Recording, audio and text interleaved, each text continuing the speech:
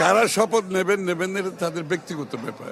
যে ফর্মটা আছে এটা সংবিধান সংস্কার পরিষদ সদস্যদের শপথ ফর্ম। আমরা কেউ সংবিধান সংস্কার পরিষদের সদস্য হিসেবে নির্বাচিত হইনি। রাজনীতির মাঠে কি আবারও কালো মেঘের ঘনঘটা?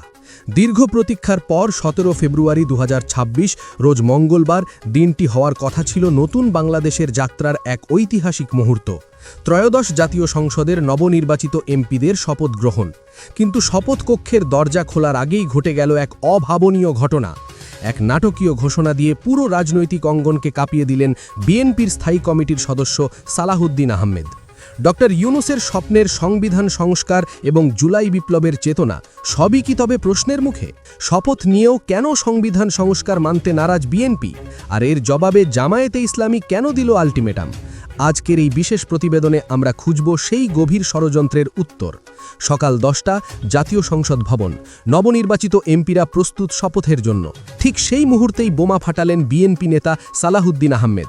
তিনি স্পষ্ট জানিয়ে দিলেন, সংসদ সদস্য বা এমপি হিসেবে শপথ নিলেও সংবিধান সংস্কার পরিষদের সদস্য হিসেবে কোনো শপথ নেবে না বিএনপি। তার যুক্তি, বিদ্যমান সংবিধানে সংবিধান সংস্কার পরিষদ বলতে কিছু নেই।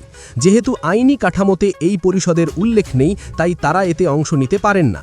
আপাতদৃষ্টিতে কথাটি আইনসিদ্ধ মনে হলেও এর পেছনের রাজনৈতিক সমীকরণটি কিন্তু বেশ জটিল। দর্শক, একটু পেছনে ফিরে তাকাই। গণভোটে হ্যাঁ জয়যুক্ত হওয়ার পর জুলাই জাতীয় সনদ অনুযায়ী এই সংস্কার পরিষদ গঠিত হওয়ার কথা। জুলাই বিপ্লবের মূল ওয়াদাই ছিল শুধু ক্ষমতার পালাবদল নয়, রাষ্ট্র কাঠামোর আমূল পরিবর্তন। ডক্টর ইউনূসের রূপরেখা অনুযায়ী নির্বাচিত এমপিরা প্রথমে আইন প্রণেতা এবং পরে সংবিধান সংস্কারক হিসেবে শপথ নেবেন। এই পরিষদই নতুন সংবিধান রচনা বা সংস্কার করবে।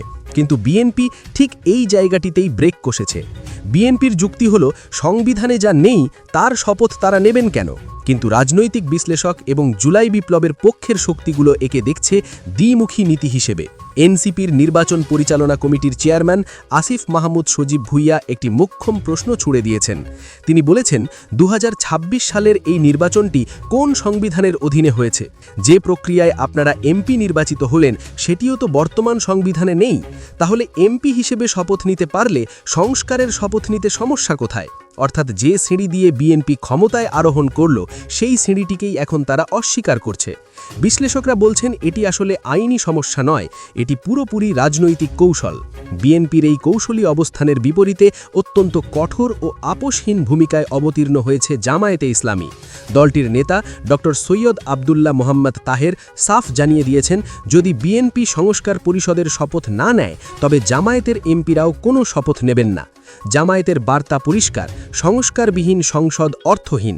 তারা শুধু ক্ষমতার অংশীদার হতে চায় না, তারা চায় জুলাই বিপ্লবের চেতনার পূর্ণ বাস্তবায়ন। জামায়াতের এই অবস্থান বিএনপিকে এক বড় চ্যালেঞ্জের মুখে ফেলে দিয়েছে। কারণ সংস্কার ছাড়া সংসদ গঠন করলে তা হবে গণভোটের রায়ের সাথে বিশ্বাসঘাতকতা। এই অস্থির অবস্থা নিয়ে মুখ খুলেছেন সুজনের সম্পাদক ডক্টর বদিউল আলম মজুমদার। তিনি স্পষ্ট করেছেন, গত 15-16 বছরের স্বৈর শাসনের জঞ্জাল সরিয়ে যখন গণতন্ত্রের পথে যাত্রা শুরু হয়েছে, তখন এমন আইনি মারপ্যাচ তোলা অনপ্রিত। বিদ্যমান সংবিধানের দোহাই দিয়ে সংস্কার প্রক্রিয়াকে আটকে দেওয়া মানে হলো পুরনো কাঠামোকেই টিকিয়ে রাখা। এখন প্রশ্ন হলো, বিএনপি আসলে কি চায়? কেন তারা ডক্টর ইউনূসের সংস্কার এজেন্ডা মানতে নারাজ? রাজনৈতিক পর্যবেক্ষকদের মতে বিএনপি চায় সনাতন ধারার রাজনীতি। সংবিধান সংস্কার হলে প্রধানমন্ত্রীর একচ্ছত্র ক্ষমতা কমবে, জবাবদিহিতা বাড়বে এবং ক্ষমতার ভারসাম্য তৈরি হবে, যা হয়তো বিএনপির মতো বড় দলগুলোর জন্য অস্বস্তিকর। তারা চায় পুরনো সংবিধানের সুবিধাকে কাজে লাগিয়ে একক আধিপত্য বজায় রাখতে। জুলাই বিপ্লবের যে চেক অ্যান্ড ব্যালেন্সের স্বপ্ন তরুণরা দেখেছিল, বিএনপি সম্ভবত সেই পথে হাঁটতে নারাজ। দর্শক, মাত্র 5 দিন আগে যে দল নির্বাচনে জিতে উল্লাস করল, আজ তারাই সংস্কারের প্রশ্নে পিছু হটছে। যে নির্বাচনটি হয়েছে বিশেষ ব্যবস্থায়, সেখানে সংবিধানের দোহাই দিয়ে সংস্কার আটকানো কি যৌক্তিক? জামায়াতে ইসলামী ও 11 দলীয় জোট জানিয়ে দিয়েছে, সংস্কার ও সংসদ দুটোই একসাথে চলতে হবে, না হলে কিছুই না।